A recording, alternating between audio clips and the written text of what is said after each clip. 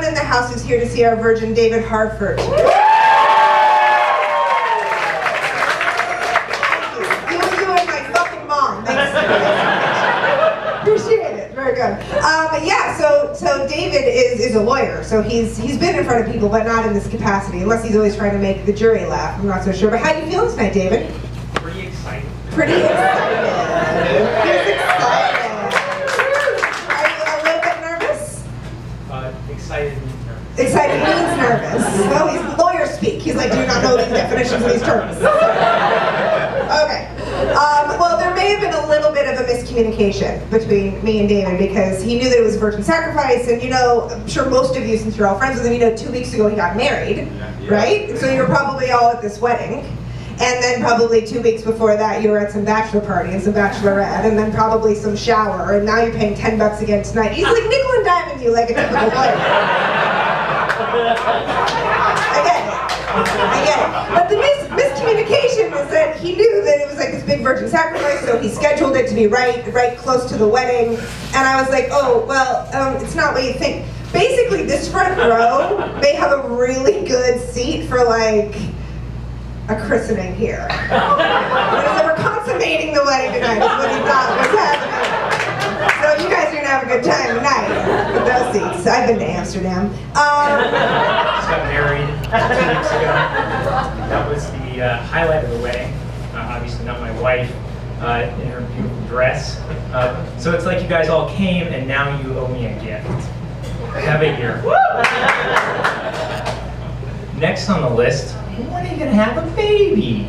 I know this because 191 of the 217 guests at the wedding asked us that. And I didn't mind the question so much because it gave me a chance to tell my Aunt Helga, I'm putting a baby in Katie tonight.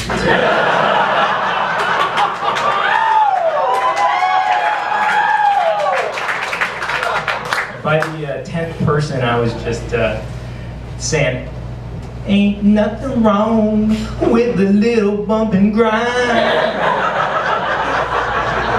But let's be serious, guys.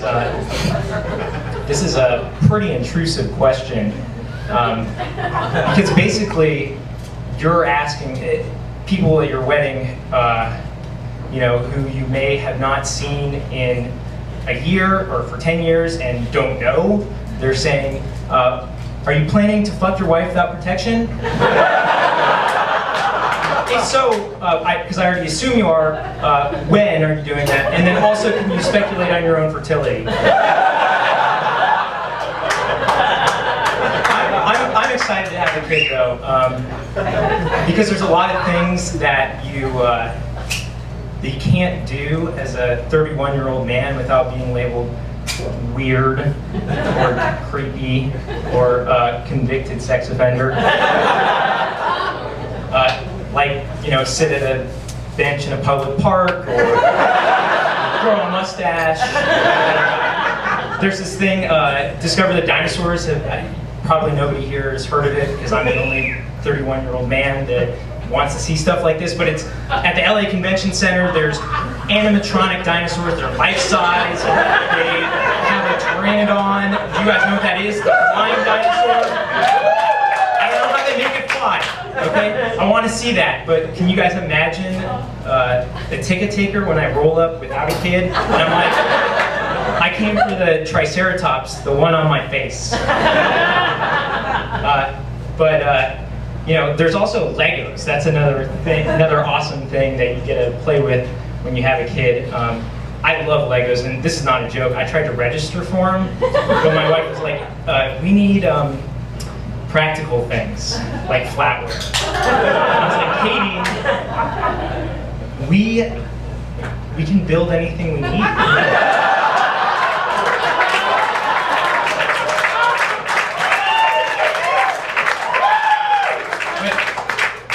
You guys notice that the makers of Legos, well, for that matter, any toy out there, they tell you that you can't play with them.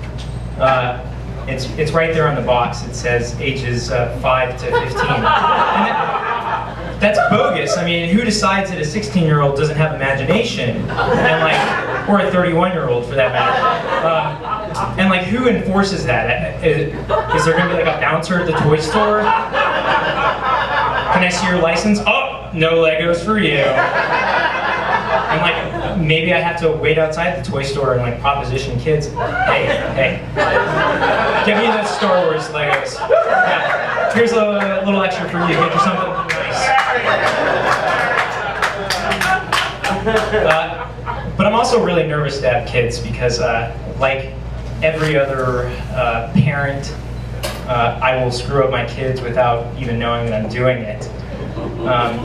I know this because my parents, who are loving, amazing parents, they screwed me up pretty bad. They're doctors, so they were always using technical terms. And so like, I'd come in with a scrape, and my mom would be like, oh, that's nothing. I had my hands in a man's open chest today. Which was weird, because my mom was a psychiatrist. Couldn't figure that one out.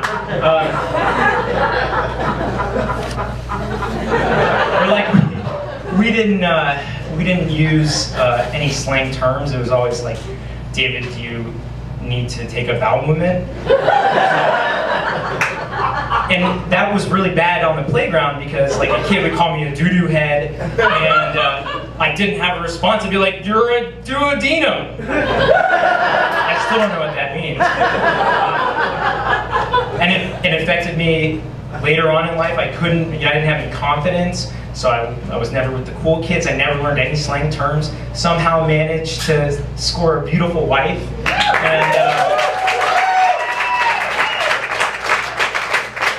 And God bless her heart, she tries real hard to bring me along here. And so, we'll be getting intimate. That means fucking. And she'll say something like,